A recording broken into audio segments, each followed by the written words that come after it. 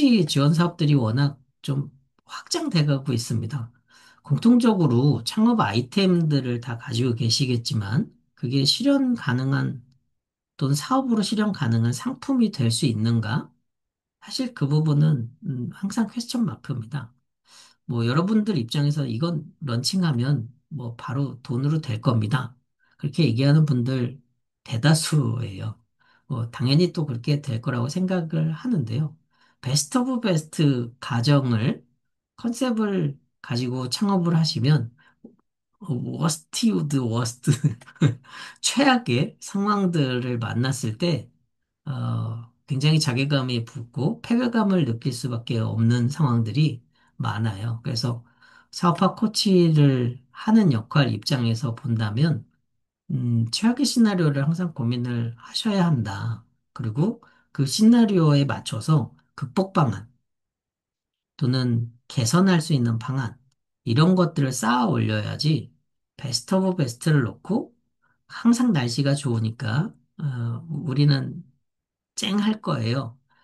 물론 그렇게 되기를 바랍니다만, 그렇지 않을 때, 이벤트가 생겼을 때 내력, 내성이 있는가, 그게 창업엔 굉장히 중요하거든요. 그래서 그런 부분들을 예비적으로 대비하기 위해서 교육도 운영하고 있고, 또 실제로 막 그런 분위기가 생기면 멘토링을 통해서 이럴 땐 이렇게 해야 해. 적절한 멘토 위원들을 매칭해 주는 거.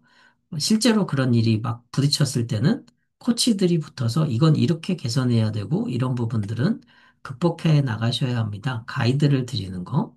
그러고에도 불구하고 해결이 안 되면 컨설팅을 통해서 아예 그 부분들을 도려내는 작업을 하는 거. 이렇게 이제 단계로 되어 있다라는 거 인지를 하셔야 되고요. 그런 과정들을 모두 10개월에 다 경험했다. 운이 좋은 건지, 운이 나쁜 건지 표현하기가 좀 애매하긴 한데요. 그런 과정들을 그냥 구경만 하는 과정으로 패키지에 참여하시면 선정이 되더라도 패배감을 많이 느끼게 돼요. 다른 분들 보면 쭉쭉쭉 성장하고, 뭐 돈도 막 벌고, 언론에 노출도 되고, 그런 것들의 모습들을 보다 보면, 그런 모습들을 보다 보면, 난 도대체 뭐지? 난 왜 안 되지? 내가 무능한가? 이렇게 패배감, 루저 마인드를 갖게 되는 경우들도 있기 때문에, 이런 부분들을 또 어떻게 관리해야 되는가? 이런 것들도 변수입니다. 그래서 패키지 과정들을 보시면서 그런 패배감을 느끼지 않으려면 나한테 적절한 거, 나랑 궁합이 잘 맞는 지원 패키지는 뭘까? 또 그런 과정들을 위해서 난 또 뭘 준비해야 될까? 그런 얘기들도 같이 드려볼까 합니다. 뭐, 기본적으로 이제 메뉴판을 한번 쫙 깔아봤는데요. 가장 많이들 하시는.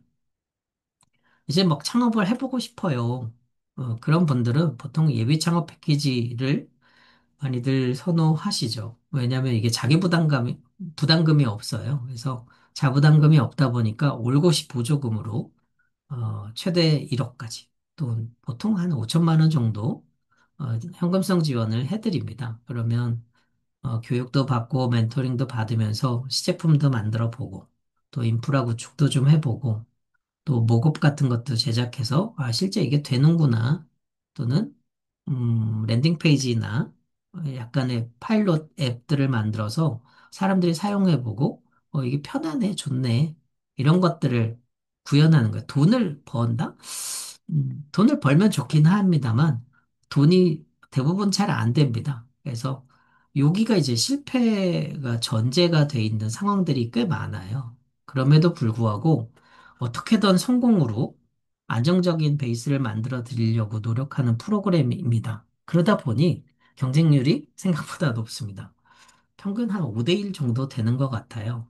그냥 반대로 얘기하면 창업 준비하는 분이 되게 많아진 것 같습니다. 뭐, 저도 이제 예비 창업 패키지 멘토 위원으로 활동을 하기도 하고 초기 기업들을 돕는 일들을 주로 하는데요. 어, 뭐 돈을 받고 한다기보다는 이쪽 분들은 저랑 궁합이 맞거나 신의 성실을 가지고 있거나 신념이 높거나 그런 분들에 대해서 이제 엔젤 투자한다라는 개념으로 많이 돕게 되는데 품이 많이 듭니다. 그래서 많은 분들을 도울 수 없기 때문에 이렇게 영상으로 여러분들하고 소통을 먼저 하는 취지라고 먼저 말씀을 드리겠고요. 또 그런 과정들 예비 창업 패키지를 통해서 가능성이 있다. 그러면 이제 다음 넥스트 스텝, 그게 초기 창업 패키지입니다. 이건 이제 3년 이내 기업들 중심으로 비슷하게 1억 정도 최대 지원을 합니다만 평균 한 7천만 원 정도? 뭐 물론 자기 부담금이 한 2천만 원에서 3천만 원 정도 들 수 있어요. 이건 이제 진짜 하겠다는 거기 때문에 자본금이 있어야 되겠죠. 그 자본금을 마중물로 연결해 드리는 프로그램들이고 이 프로그램에서는 제품들을 실제 동작할 수 있게끔 만들 수 있게끔 실증해주고 실험해주는, 검증하는 그런 체계가 있고요. 시장에 한번 런칭해보는 것까지를 가이드를 합니다. 그리고, 어, 보통 이제 사업이라는 게 내 돈으로 다 하면 베스트긴 합니다만, 이게 생각보다 스케일이 크게 나가시는 분들 많거든요.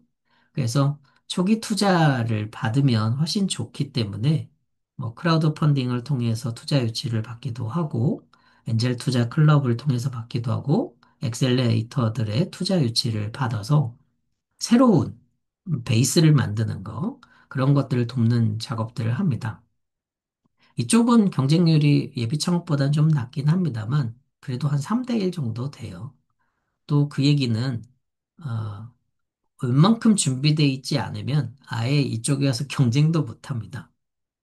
또 재수 기업들이 예비 창업에서도 재수가 있고, 그래서 그냥 패키지, 예비 창업 패키지 지원 안 받고 바로 런칭하셔서 초기 창업으로 들어오시는 분들도 많기 때문에 여기에 수준이 생각보다 높습니다. 서류 접수 개념으로 본다기보다는 발표 경쟁률 개념으로 본다면 보통 3배수 정도가 됩니다. 물론 이제 서류 접수 과정 안에 본인도 쓰다 보면, 준비하다 보면, 에이, 안 되겠다. 그런 느낌을 빡 받는 데가 초기 창업이고요. 예비 창업 패키지 졸업하신 분들, 성공적으로 졸업한 분들은 서류 면제 혜택이 있기 때문에 이쪽에 또 본의 아니게 경쟁률이 높은 상황이에요. 그래서, 음, 서류 심사에서부터 벌써 일부 카운트가 빠지잖아요. 그러다 보니 진짜 처음 진입하는 분들은 뭐 말은 3대 1이지만 거의 심리적으로 10대 1, 20대 1 정도의 볼륨이 나오게 돼 있고요. 또 초기 창업의 가장 좋은 매력 중에 하나는 네트워킹 기회를 준다는 거예요. 내가 뭔가 사업을 하는 과정 안에 만들어줄 수 있는 OEM 업체들도 필요할 거고, 기술 개발할 때 도움을 받는 분들, 마케팅 지원을 받을 때 도움을 받아야 되는 분들, 뭐, 법률과 관련된 또는 세무 행정과 관련된 도움을 받아야 될 기회가 되게 많은데, 그걸 일일이 다 찾아다닐 수는 없지 않습니까? 그래서 초기 창업 패키지에서는 그런 네트워킹, 데모데이 형태나 네트워킹 행사를 통해서 계속 덜 부끄럽게 본인을 드러내는 그런 연습들을 많이 해주고 있어요. 그래서 음, 저는 권장 드리는 건 예비 창업도 물론 하면 좋긴 합니다만 초기 창업을 통해서 나의 성향, 나의 그 조직 인프라, 사업 구조 이런 부분들 좀 탄탄하게 해보셨으면 좋겠다라는 의견을 드리고요. 뭐 경쟁률이 높은 건 뚫고 들어가야죠. 그렇게 얘기를 드리고 싶고요. 어느 정도 준비가 되셨다면 창업 도약 패키지를 통해서 사업화 지원금을 한 3억 정도 지원을 받아서 실제 상품을 만들고 사업 모델을 테스트하고 수익을 만드는 작업들, 매출을 일으키는 그런 작업들을 하는 과정들이 창업 도약 패키지입니다. 실제로 이쪽은 10대 1, 15대 1 정도의 경쟁률이 있습니다. 거의 안 된다고 볼 수 있을 텐데요. 왜냐하면 실제 제품을 런칭을 해서 매출이 막 일어나야 되고 성과들이 도출이 돼야 되다 보니 어느 정도 세팅되어 있는 팀들이 여기를 지원을 많이 합니다. 그러다 보니 뭐 곧 금방 런칭해서 한 몇천 정도 매출이 일어나요. 그러니까 이제 도약 패키지를 통해 가지고 지원받으면 한 몇 억 벌 수 있겠네요. 이렇게 생각하시는 분들이 생각보다 많더라고요. 좋은데요. 지원금을 잘 보시면 어, 내가 지금 벌고 있는 매출, 사업 규모, 그거보다는 매출이, 반대로, 지원금이 매출보다 크면 좀 불리할 겁니다. 왜냐하면, 내가 지금 뭔가 돈을 벌어야 되는데 지원금이 더 크다면 제가 의존하게 되잖아요. 뭐, 굳이 내가 노력 안 해도 지원금이 매출보다 큰데, 뭐 할 이유가 있나요? 그런 부분들이 지금 많이 발라져 나가다 보니 진짜 매출이 최대 3억 정도 지원하니까 3억, 5억, 10억씩 매출이 일어나는 분들이 비용 지원, 인프라 지원을 한 3억 정도를 받으면 수익이 올라가잖아요. 경비가 추니까. 그렇게 해서 개선을 하는 그런 사업체분들, 기업인들이 여기에 지원을 많이 합니다. 그래서 어설픈 지원을 통해 가지고 저 지원금을 받더라도 결국은 패배자 마인드를 많이 느끼게 되는 부분이 저 부분이에요. 그래서 저 부분은 선택적으로 좀 결정을 많이 하셔야 될 거고요. 39세 이하 청년들에 대해서는 초기 창업 패키지하고 청년 창업 사관학교가 병행 공고가 나갑니다. 그래서 항상 청창사를 들어갈 건지 초기 창업 패키지로 갈 건지 이런 고민들을 창업자분들이 많이 의견 물어보시고 또 조언도 많이 해드리는데 뭐 둘 다 뭐 비슷합니다. 하지만 사관학교라는 건 학생이잖아요. 그 학교는 실패해도 혼은 나겠지만 야단은 맞겠지만 에, 책임을 져라 이러진 않습니다. 뭐 학교에서 성적 빵점 맞았다고 퇴학 그러진 않잖아요. 또 그렇다고 범죄자 그렇게 하진 않지 않습니까? 그래서 안정적인 쉘터, 뭐 휴식처 안전망? 이런 느낌은 창업상관학교가 훨씬 좋고요. 초기 창업 패키지는 내 이름 걸고 하는 사업이니까 뭐 까딱 잘못하면 내가 범죄자가 되고 내가 나쁜 사람이 될 수 있는 여지가 있습니다. 물론 창업상관학교도 내 이름 걸고 하는 거니까 같은 개념입니다만 보호망이 하나 더 있다. 그런 개념이 하나 있고요. 학교기 때문에 네트워킹을 좀 많이 해드립니다. 또 학교 학생들, 입교한 기업인들과의 연결 또는 입소 이후 졸업한 분들, 그분들과의 연결. 사실 어떻게 보면 검증된 사람들의 모임이니까 학연지연 혈연 같은 느낌의 네트워킹 효율이 훨씬 좋다라는 점. 네, 그런 장점들도 있고요. 소상공인진흥재단 같은 곳에서는 음, 기술 창업 개념 또는 뭔가 앱이나 뭐 IT 게임 이런 걸 만들어갖고 하는 것들도 있지만 공방, 공예품, 조그만 소품 이런 거 만드는 분들은 패키지 지원에서 살짝 열의 범위에 포함되어 있는 경우가 꽤 많습니다. 또 상대적으로 경쟁이 좀 안 되기도 하고요. 그래서 그런 부분들을 보완해드리기 위해서 창업 아이디어 중에 어떻게 보면 이제 신규 사업들 또 소상공과 관련된 그런 분들을 지원하기 위한 프로그램으로 여기도 비슷하게 최대 1억 정도 지원을 하고요. 뭐 약간은 꾸미름터 같은 파일럿 오픈 공간을 통해서 매장을 통해서 실제로 한번 런칭해보고 판매해보게끔 또는 뭐 소상공인진흥공단이나 중진공 같은 기관을 통해서 한번 납품을 해볼 수 있게 하는 그런 체계들도 좀 만들어져 있습니다. 여기 생각보다 그래서 한 10대 1 정도 경쟁률이 높아요. 창업도약 패키지하고 신사업 창업 사관학교 경쟁률이 비등비등합니다. 그래서 이 정도의 추세, 경쟁률이 있구나. 또 이렇게 얘기 드리면, 와, 하나 사업계획서 쫙 써가지고 쫙 돌리면 되겠구나. 네. 뭐, 그럴 수는 있는데요. 평가위원들이 얼추 다 압니다. 내용들 보면, 이분 또 여기 왔네. 이쪽으로 갈아타셨네. 또, 이쪽은 궁합이 안 맞네. 이런 것들을 알 수 있기 때문에, 그렇게 너무 여기저기, 지원하는 것들, 뭐, 여러분들 입장에서는 경쟁률을 이렇게 극복하기 위해서 그렇게 하실 수 있습니다만, 적절한 곳에 적절하게 배치를 하셔야 눈에 띌 수 있다라는 거. 나쁘게 눈에 띄는 것보다 긍정적으로 눈에 띄었으면 좋겠고요. 또 최근에 이제 원래 워낙 글로벌 마인드들이 좋은 분들이 창업 시장을 많이 등장하셨습니다. 그러다 보니 해외 진출을 직접 고민하고 있는 팀들도 꽤 많더라고요. 특히 뭐 게임이나 또는 제품들, 뭐 B2C 제품들을 많이 가지고 있는 분들, 국내에서 팔기보다는 해외에서 파는 것들이 훨씬 소비 확장이 커지니까 또 대신 이제 언어적인 능력이나 문화를 좀 알고 있으셔야 합니다. 거주해봤던 또는 생활해봤던 경험들을 좀 토대로 이런 것들 해보면 좋을 것 같아요.